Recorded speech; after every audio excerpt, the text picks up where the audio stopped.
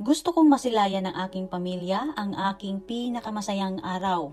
Dear Madam Native Filipina, isa po akong masugid na taga-subaybay ng iyong mga AFAM stories. Ngayon po ay gusto ko namang i-share ang aking kwentong pag-ibig. Madam Native Filipina, ako po ay laging binigo ng pag-ibig at hindi ako pinalad sa kadahilanang hindi ako nakahanap ng matinong Pinoy.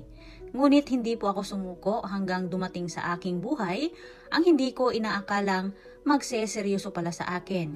Isa po pala siyang Black American. Nakatira siya sa New York City.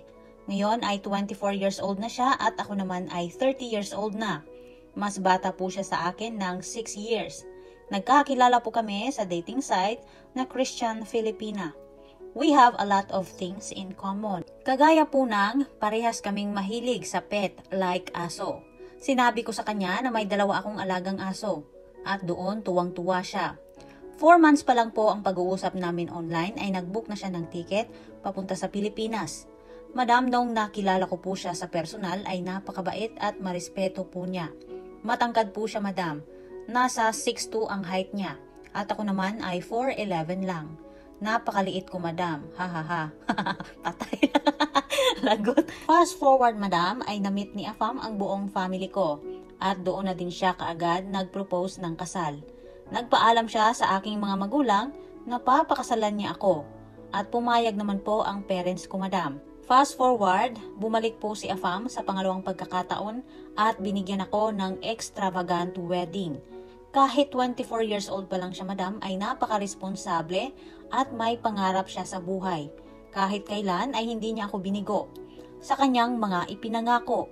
Madam, ako po pala ang kauna-unahan niyang naging kasintahan at nakilala ko din ang kanyang buong pamilya through video call online. At madam, mas pinili ko po na ikasal dito sa Pilipinas kasi gusto kong masilayan ng aking pamilya ang aking pinakamasayang araw. Lalong-lalo na po ang aking mga magulang. In short, napakasaya ko, madam, kasi ang mama ng aking asawa ay dumating sa Pilipinas para masilayan ang aming kasal. Ngayon po, madam, ay happily married na ako sa kanya. Madam, masasabi kong kay buti ng ating Panginoon. Madam, 4 na beses na po siyang bumalik dito sa Pilipinas within this year lang. Madam, ang aking afam pala ay gusto niya na stay at home lang ako. At siya na ang magsusuporta sa amin ng aking 2 alagang aso. Kasi ayaw niya akong ma-stress hanggang sa finally makapunta na ako ng US. Ngayon po kasi ay nagpa-process na po kami ng papers para sa pagpunta ko doon. Salamat po, madam, at sana mabasa niyo ang aking inspirational love story. Hanggang dito na lang po, madam, at mag-iingat kayo palagi. God bless you. Wow, letter sender! Thank you for sharing your inspiring story, ha. Talagang napakaswerte mo at natagpuan mo na ang iyong hinahanap. Bonus! Batang afam pa. Congratulations and welcome to married life, letter sender, ha.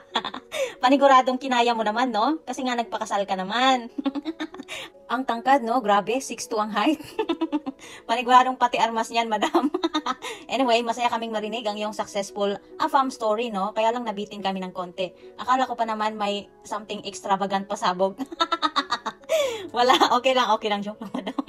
Kaya naman, mga madam, kung nabigo sa Noipi, well, don't worry kasi malay mo naman, may AFAM na willing kumpletuhin ang iyong happy ending love story. Sana all naman dyan, mga madam, sa comment section. Pakishare na din po ng love story ni letter sender, madam, kung isa kayo sa mga na-inspire sa ibinahagi niyang love story. Maraming salamat sa pagsusuporta at pakikinig, mga madam, at sana'y balang araw, love story nyo naman ang ating babasahin dito.